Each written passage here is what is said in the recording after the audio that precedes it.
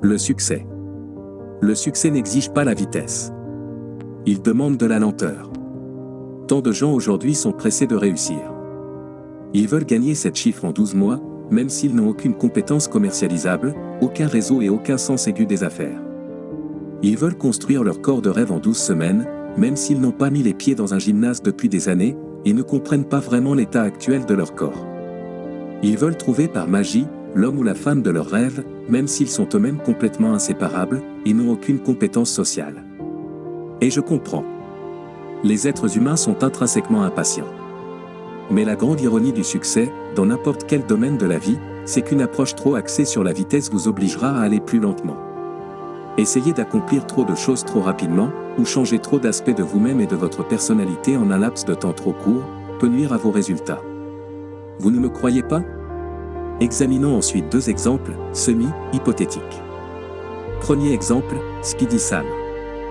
Sam est comme tout le monde. Il gagne 50 000 $ par an dans un travail qu'il n'aime pas vraiment.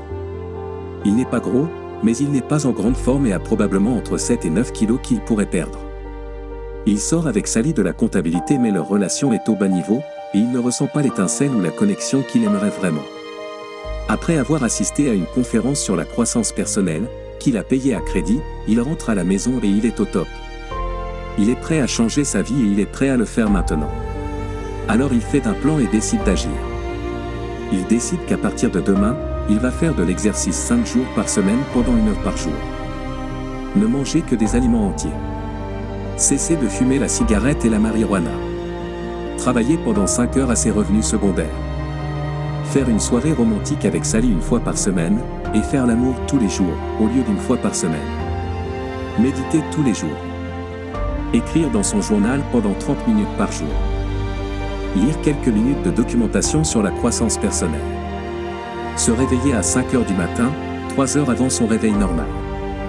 Il se fixe de nobles objectifs, et décide qu'il veut construire une entreprise à 6 chiffres en 6 mois, perdre 7 kilos de graisse et gagner 9 kilos de muscles, devenir aussi zen qu'un moine, et ressentir une joie abondante au quotidien. Il se réveille le lendemain avant que son réveil ne sonne, et pendant les 24 heures qui suivent, tout est parfait. Il fait tout ce qu'il est censé faire, et se couche en souriant et heureux de lui-même. Le lendemain, il se réveille à nouveau à l'heure, cette fois-ci beaucoup plus groggy, et à la tête floue. Il accomplit toujours toutes ses tâches de la journée, mais il commence à se sentir plus fatigué, et épuisé qu'il ne l'a été depuis un bon moment. Le 3e jour, il appuie sur le bouton de répétition de réveil pendant seulement quelques minutes, et se réveille de 2 heures. Il passe le reste de la journée à se battre, et à se sentir mal à l'aise parce qu'il est un paresseux. Il ne se rend pas au gymnase, et mange un biscuit au bureau. Au jour numéro 4, il est fatigué, épuisé, et se demande pourquoi il voulait changer sa vie. Au bout d'1 semaine, il est endolori, grincheux, et coincé dans une fosse de dégoût de soi parce qu'il est un tel loser, et parce qu'il n'est pas capable de tenir ses objectifs. Il revient rapidement à ses anciens schémas de comportement pendant quelques mois, avant de récupérer une copie de Awaken the Giant Within, ce qui lui donne une énorme dose de motivation et tente de recommencer à zéro. Il continue comme ça pendant des ans. Se fixer de grands objectifs, devenir vraiment intense, s'épuiser rapidement, et finalement ne rien accomplir. Après plus d'1 décennie de ce comportement, il n'est pas plus proche d'une vie heureuse et de liberté qu'à ses débuts. En fait, sa situation est pire qu'avant parce qu'il se sent maintenant moins bien dans sa peau, ôté ses finances, sa santé et son mariage se sont détériorés. Speedy Sam s'est royalement foutu en l'air, et a ouvert la voie à l'échec avec ses propres bonnes intentions. Considérons maintenant l'inverse de cette approche avec Slow Steve. 2e exemple, le Steve lent. Steve ressemble beaucoup à Sam. Il est légèrement en surpoids, il occupe un poste de cadre intermédiaire qui lui rapporte 50 000 $ par année, et il vit une relation qui n'est pas très inspirante. Steve sait que sa vie ne marche pas et il décide de faire quelque chose. Mais après avoir lu The Compound Effect et The Slight Edge, il se rend compte que la clé du succès est de prendre lentement mais sûrement de petites mesures chaque jour pour atteindre ses objectifs. Il s'assoit et regarde sa vie, et se rend compte que 2 choses le retiennent plus que toute autre chose. Sa santé, son niveau d'énergie est nul, et il est toujours fatigué, et se sent incapable de travailler à côté ou d'aller au gymnase. Ses finances, il est endetté, il vit de chèque en chèque de paie, et il est coincé, incapable d'en gagner davantage. Steve sait que sa vie ne va pas changer du jour au lendemain, et il se crée donc un plan simple de 12 mois pour se sortir de là. Mais voilà le truc. Son plan n'est pas si fou ou audacieux. En fait, cela semble trop simple pour la plupart des gens. Pour le premier mois, Steve ne prend que 3 petits engagements. Il va marcher 30 minutes 3 fois par semaine. Il va passer 45 minutes par jour à faire des recherches sur les revenus complémentaires et les nouvelles façons de gagner plus d'argent. Il ne dépensera que 10% de moins en sortie qu'au cours des mois précédents, une économie totale d'environ 70 $. Au début, on dirait qu'il ne fait aucun progrès.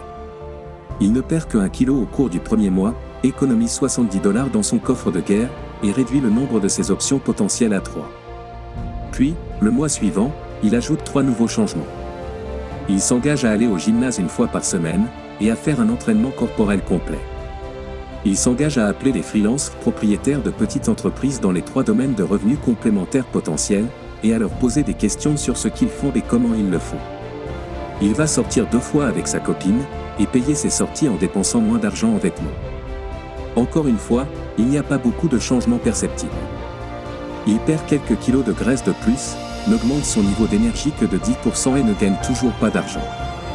Lentement, mais sûrement, il poursuit cette tendance au cours des 12 prochains mois et d'ici la fin de l'année, il a réussi. S'entraîner au gymnase 4 jours par semaine et manger 80% d'aliments entiers. Il a perdu tout son excès de graisse corporelle et a pris 2 kilos de muscle. Il a commencé à gagner 1 000 $ de plus par mois en écrivant pendant 60 minutes par semaine. Il a amélioré sa relation et a commencé à sortir régulièrement avec sa fiancée. Sa vie n'a pas beaucoup changé en 12 mois. Il gagne un peu plus d'argent, il est en meilleure forme physique, son niveau d'énergie est plus élevé et sa relation est plus liée. Mais il n'est pas millionnaire ou mannequin de fitness et il n'a pas de relation magique, il ne se couche comme un lapin tous les jours sans jamais se disputer avec sa partenaire. Mais il s'engage à poursuivre le processus.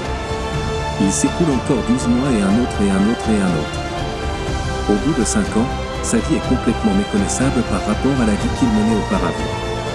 C'est une machine de combat maigre, mais bien taillée qui pèse 84 kg avec 8% de graisse corporelle. Il participe régulièrement à des compétitions de jiu-jitsu et à des courses spartiates, et il se sent incroyable.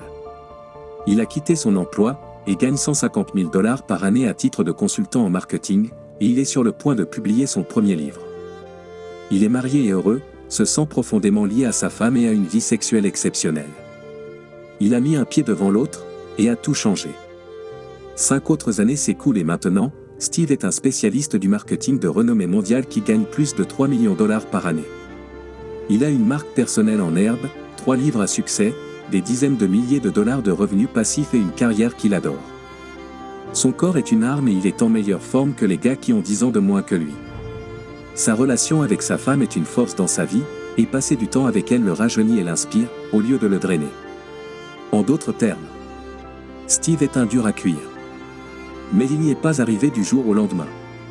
Il l'a fait par petites étapes qui l'ont aidé à se préparer à d'énormes sauts, comme faire sa demande en mariage, quitter son emploi au sein de l'entreprise et participer à son premier spectacle physique. Steve a changé sa vie lentement. Mais ironiquement, il a changé plus vite que n'importe lequel des autres gars essayant de se précipiter vers le succès. Le succès prend du temps. Alors détendez-vous, faites confiance au processus, mettez un pied devant l'autre, et finalement, vous obtiendrez ce que vous voulez. J'espère que cela vous aidera.